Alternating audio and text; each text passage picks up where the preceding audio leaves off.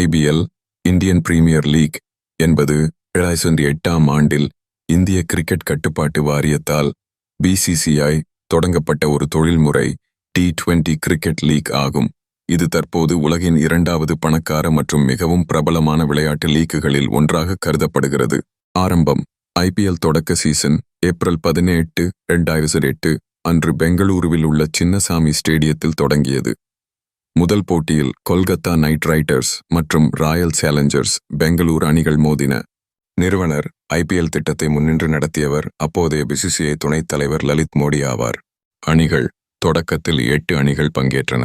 தற்போது 2025-2026 நிலவரப்படி 10 அணிகள் இப்போட்டியில் விளையாடுகின்றன. அதிக முறை champion Chennai super Kings, CSK மற்றும் மும்பை இந்தியன்ஸ் MI தலா 5 முறை பட்டம் வென்றுள்ளனர். தாக்கம். இது உலகளவில் கிரிக்கெட் ரசிகர்களை கவர்ந்த ஒரு பிரம்மாண்ட திருவிழாவாகும்.